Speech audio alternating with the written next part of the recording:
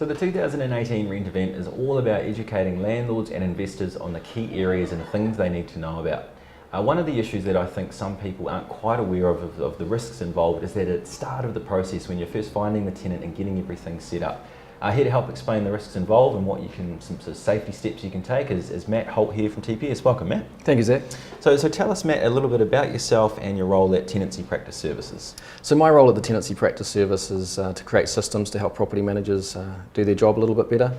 The Tenancy Practice Service, we provide legal advice, legal documentation and a background and credit checking service for property managers to use. Great, and you certainly assist our rail-wide offices, and there'll be a little bit more detail on that soon, but one thing I just kind of wanted to run past you, so I've been in the property management game now for 11 plus years. It's not a long time compared to some of the others in the industry, but one thing I've certainly noticed that rings true time and time again is that 90% of issues I see when it comes to the tenants we have or the problems around the properties, it stems from the start of the process, like the initial application process, vetting the tenants and signing them up. Do you see that in your role as an advisor to the network and the industry, that the start is really where it's most important? 100%. You need to start off really, really strong, asking the right questions, getting the right information about that person and doing the right checks. A lot of the time it's the only chance that someone's going to be really truthful and upfront about themselves. So what's so important about the initial stage and the checks? I mean, why do landlords and property managers need to collect as much information as they can about the tenants that are applying? Sure, so the first thing is there's a huge amount of data out there. A lot of these data sources, private investors don't even know exist. Perfect example, 10 years worth of tenancy tribunal data. There's a database out there of that, which we hook into. Property managers get access to all of this data if they've got the right systems in place, the right Privacy Act waivers, etc. So that's really important. You're talking about these databases and the systems that your company offer, and we hook into that as part of our process as well. Can you tell us a bit about the Ray White system that we have in regards to letting, application and tenancy agreement? Sure. So our application form collects really, really relevant information from that tenant. It feeds straight through to our dashboard where property managers can run credit checks through multiple credit bureaus. And then they can run background checks, which hooks into hundreds of databases and some really, really unique data sources. Great, and so once you've kind of gone through that background checking system and figured out all the different things you can kind of find out, one thing I really like about it is it feeds straight through to the tenancy agreement. So what's so special about your tenancy agreements and the ones that we use, and why are they so crucial as well? Sure, so the tenancy agreement is designed to protect the property manager, but also the landlord and the property. So it can be really, really customised to the property, additional clauses to protect different things in the property, polished wood floors, for example. It's just a really, really robust agreement.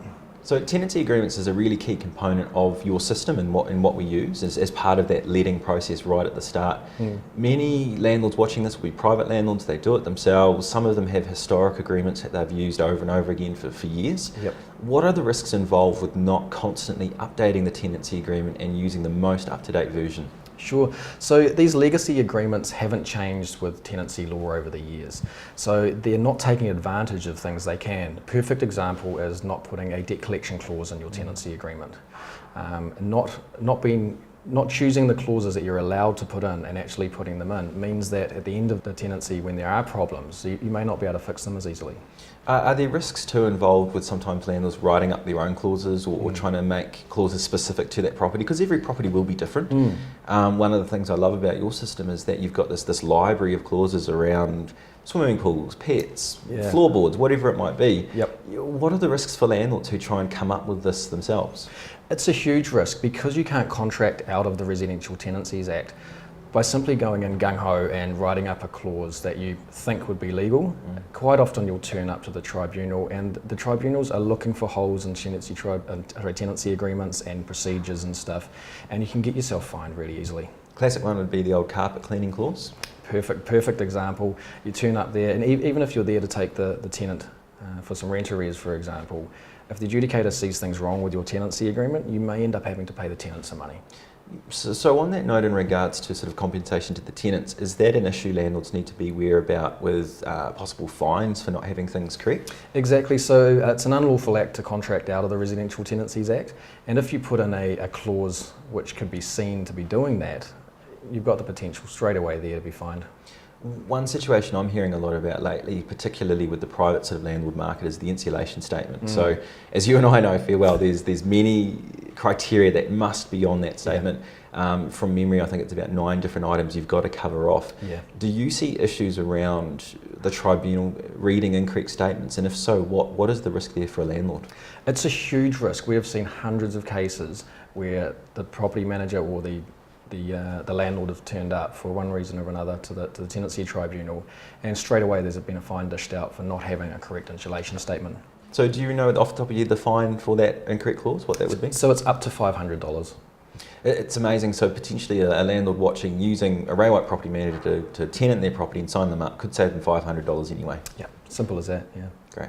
One thing I really like about the tenancy agreement system we have through the TPS sort of product is that for every individual property, because every property is unique, every tenancy is unique, all the rules are unique, some will allow pets, some may not, all the rest of it.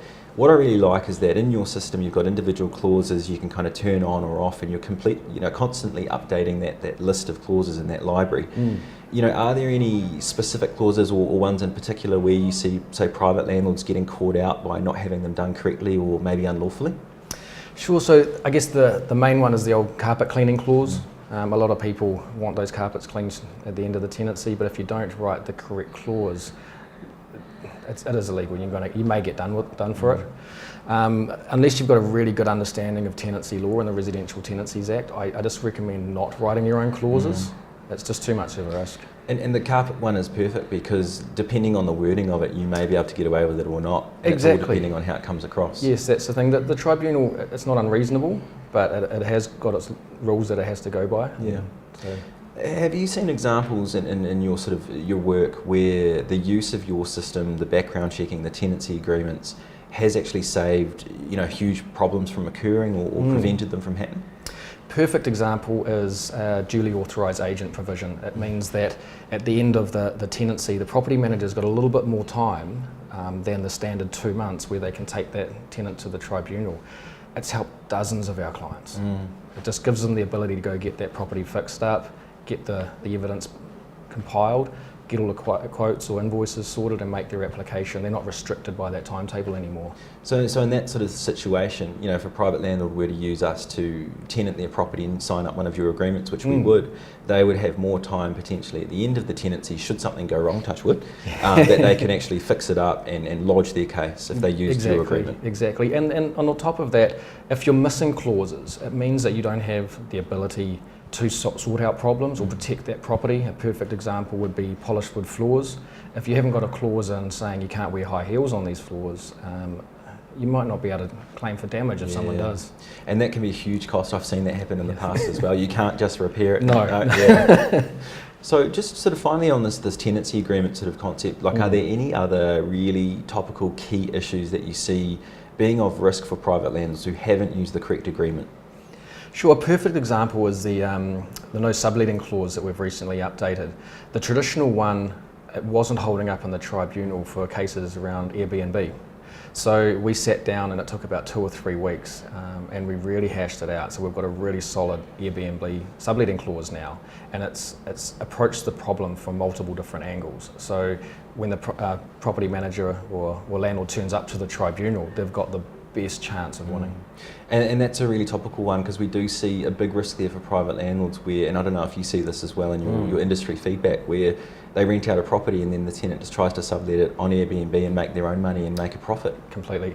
I had a case where the tenant didn't even move in. They just put it straight up on Airbnb. No subletting clause. What could you do? Yeah, and if they use one of our agreements, they'd have the clause and they'll be protected. Exactly, yeah.